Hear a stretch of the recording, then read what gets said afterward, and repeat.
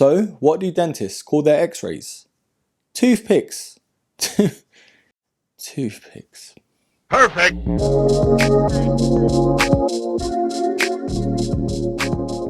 So one of the best silhouettes by Nike has finally returned in its OG form. Yes, I'm excited for this one. On today's episode, we are reviewing the Nike Air Max 97 Silver Bullets.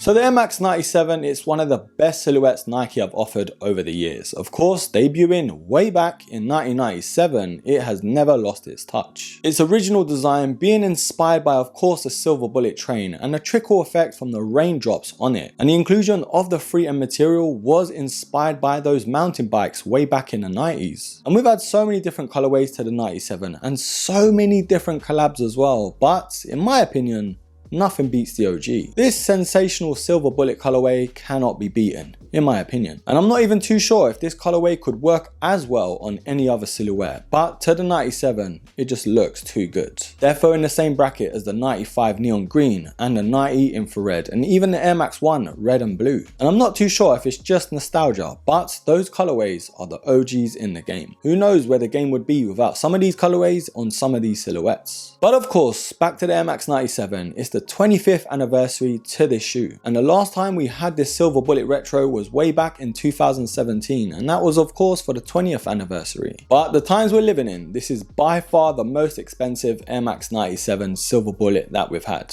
Make sure you're sitting down, broskies, because these are retailing, yes, I'm not lying, for £165. It's kind of a given now, everything's going up, so it's just expected. Now because this sneaker did blow up in Italy before most other countries, it was only right the Italians got this first. And they actually managed to get these early from Italy as well. I think the retailer's name is Antonioli. I will leave some links down below as well, so if they've got some sizes, you might be in luck. And wherever you are, there might be some heavy shipping fees because I paid £25 just for shipping. Of course, we had to get them early. Now these will be getting a wider release on the 11th of November. And just like always, I will leave some purchase links down below as well. My guess is these probably will sit like the Air Max 90 infrareds, and then once they're gone, they will be gone. Now with that waffle all out of the way, let's have a look at this box. So the box that Nike have given us, and I'm so thankful that they did. They had to hit us with the OG style. Now I think the last time they gave us this box was the Jordan 11 breads. I could be wrong, but to my knowledge, that's all I remember. We've got the Nike swoosh on the top and then the Just Do It branding around the sides. And then that sweet color blocking of red, black, and then that cardboard effect. The product sticker though does say Nike Air Max 97 OG,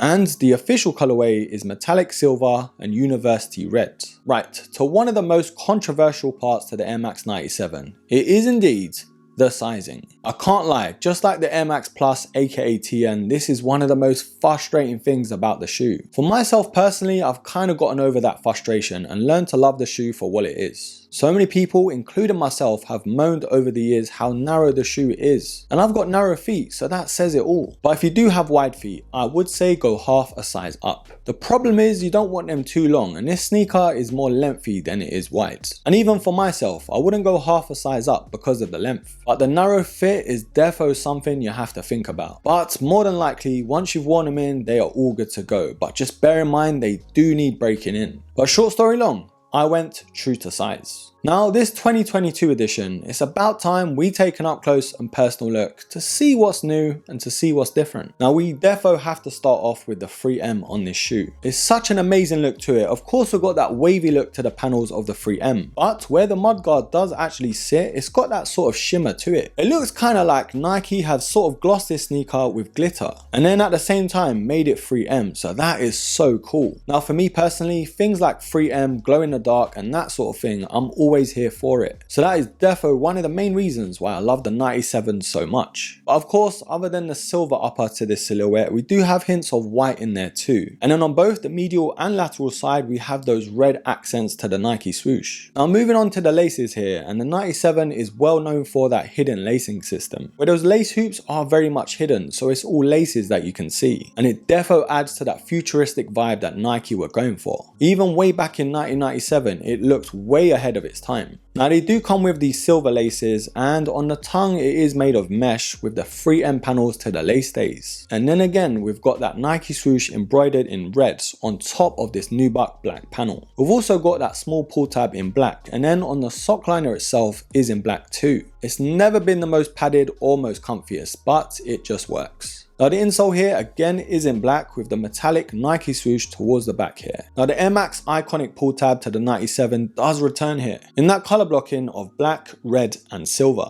Now this midsole is one of the most divisive things about the shoe. I believe the first sneaker to ever feature a full length air unit. The comfort to it though is defo one that has to grow on you. But of course we do have it in this white finish with the metallic silver panels to the air unit in itself. And the OG look to it, Nike have defo smashed this. Now the outsole here of course returns in this black, white and metallic silver with hints of red here too. Defo a futuristic redesign to the waffle outsole. Right broskies, I kinda think I know my answer already, but now's the time to decide whether these are a buy or a buy. Now it's kind of a rhetorical question because this colorway in this silhouette is an absolute banger. It's kind of mad to see a sneaker celebrating its 25th anniversary and still going strong. I see hundreds of people a day wearing the Air Max 97. The most popular one for this time of year though, of course, is that all black finish. So it just says it all how much the Air Max 97 is loved. This sneaker is actually 25 years old. It's kind of mad to think that, you know. What was I doing at 25? Man, I had a hairline.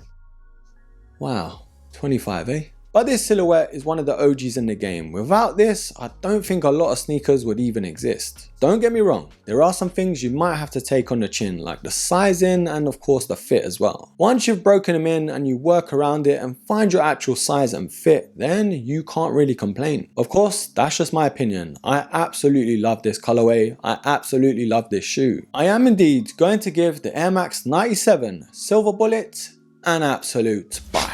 But broskies, comment down below and let me know what you think. Is the 97 Silver Bullet one of your favorite sneakers of all time? Or is this an absolute miss? Comment down below and I will pin the best comment. Anyways, my people, thank you for your time. Thank you for watching. Don't forget to hit me up on IG as well because I'm most active over there. And whilst you're here, don't forget to subscribe, like, comment and share.